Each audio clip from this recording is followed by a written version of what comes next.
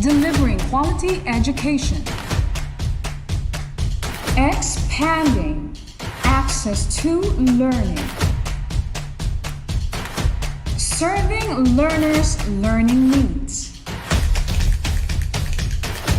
tackling challenges of the present time, supporting every learner's dream, reaching young Tagalogans where they are today.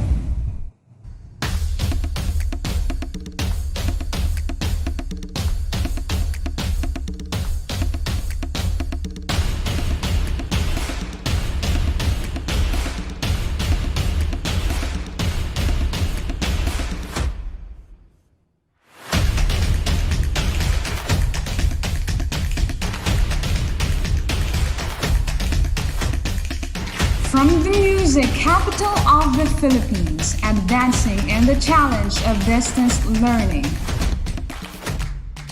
Bringing you quality education straight to your home.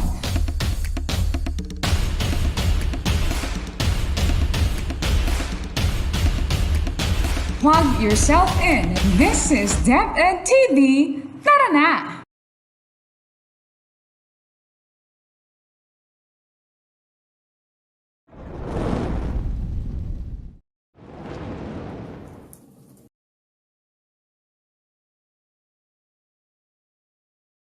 Good day, grade 12 students!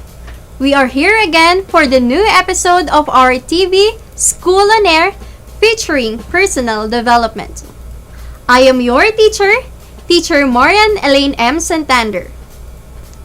Are you ready to learn more? Let's start! Welcome to Personal Development, Grade 12 Alternative Delivery Mode Module on Social Relationships in middle and late adolescence. After going through this module, you are expected to first, distinguish the various roles of different individuals in the society. Second, compare one's perception of himself and herself and how others see him or her. Before we head on to our lesson, you will answer a pre-test. Don't worry, your scores will not be recorded. This is just to check how far have you gone in our lesson today. Here's the instructions. Choose the letter that bears the correct answer. Write your answers on a separate sheet of paper. Do not leave any item unanswered. You have 5 seconds for every item to answer. Did I make myself clear? If so, let's get going. Question number 1. Which of these are relationships depending on the degree of intimacy that a person offers to other people? A. Interpersonal relationships. B. Intrapersonal relationships. C. Personal relationships. Or D. Social relationships. The correct answer is letter D. Question number 2. Robert builds and commits into relationship to Gemma after 5 years. What does the situation try to imply? A. Jobs. B. Mask. C. Roles. D. Works. The correct answer is letter C. Question number 3. Senator Cynthia Villar's Organic Agricultural Bill passed in the Senate. In the situation, what social role does Senator Villar manifest? A. Celebrities. B.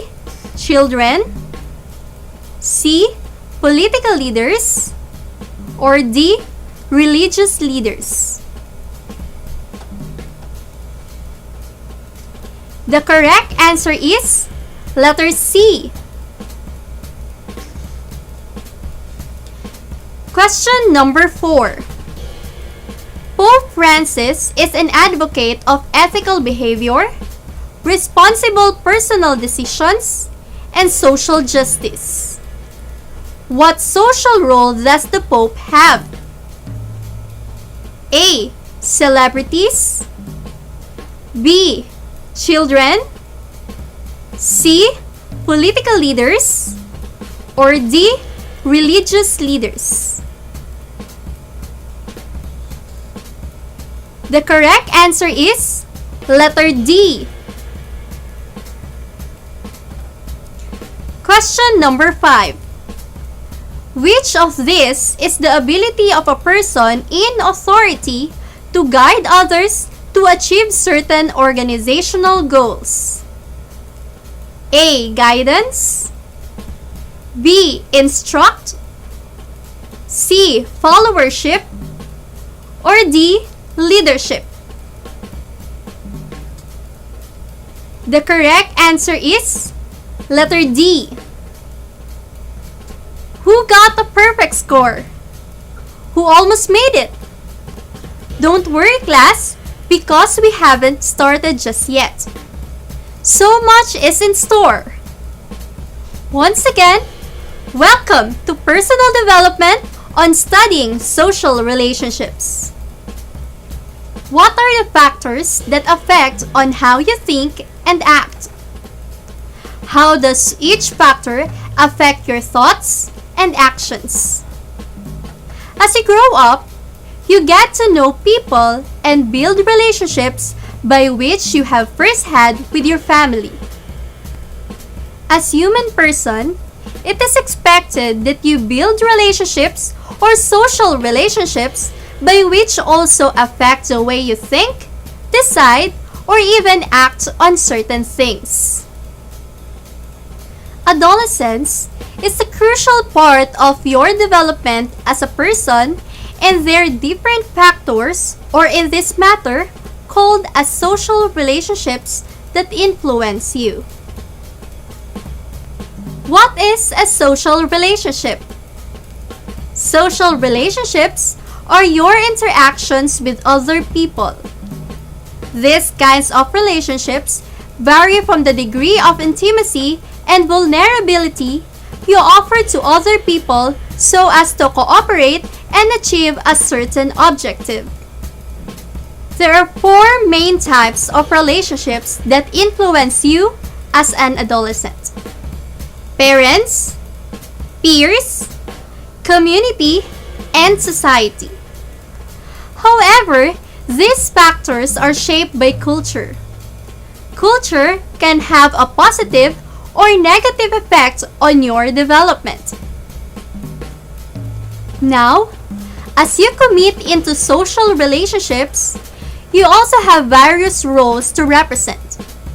In the society, you can be someone based on social situation that you decide to take. This is what we call as roles, as of the following.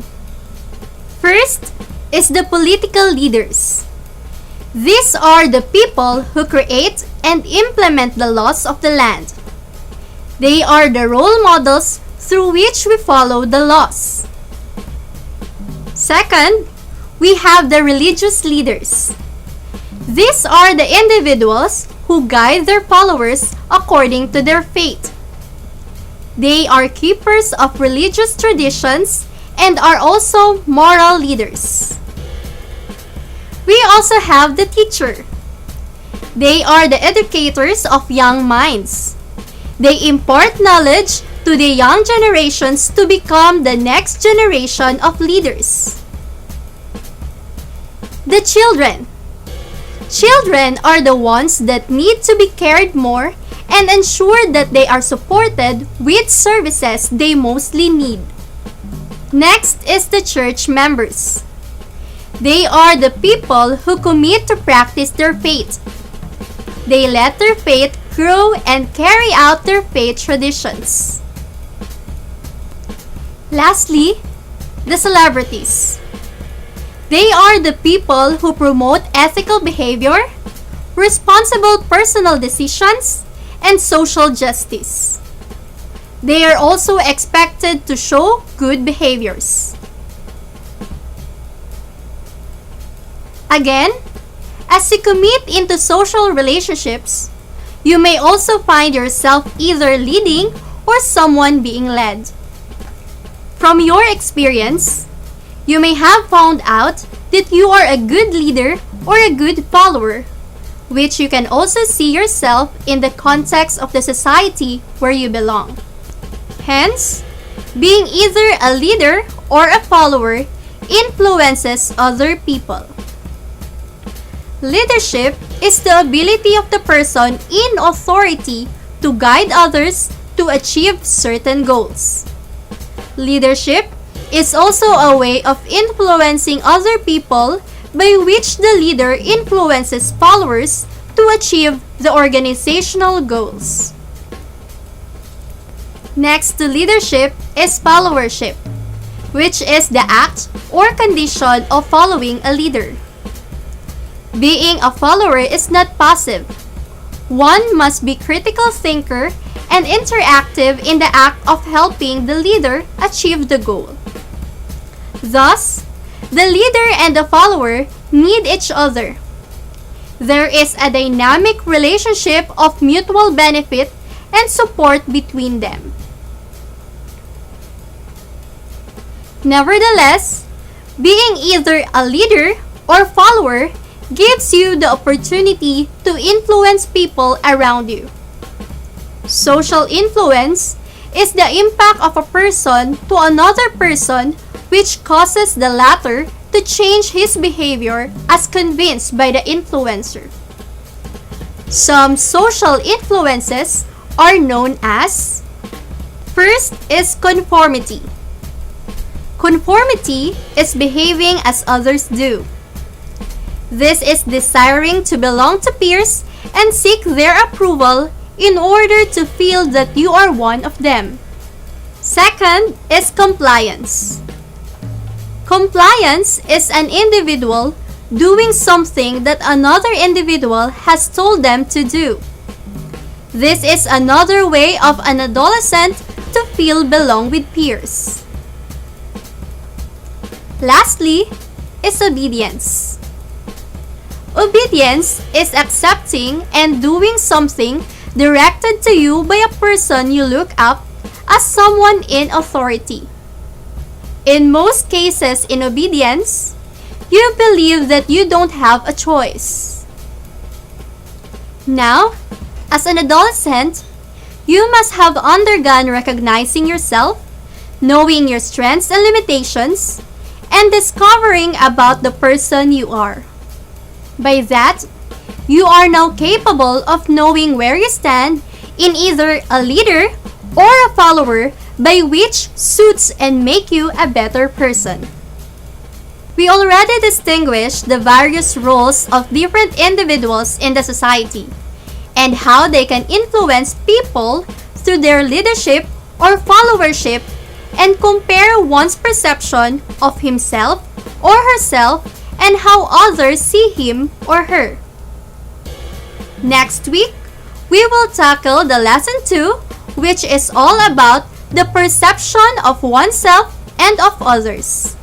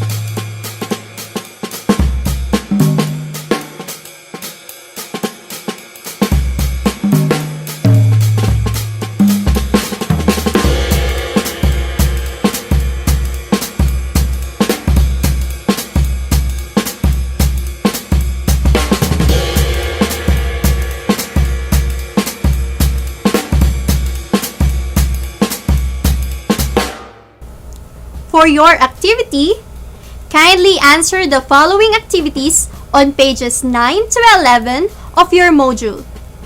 This will be submitted at the end of the week. Another session has again ended.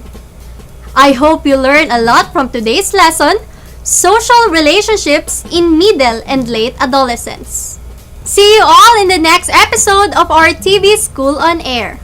Once again, this is teacher Marian Elaine M. Santander saying, social relationships are like muscle tissue. The more they are engaged, the stronger and more appreciated they become.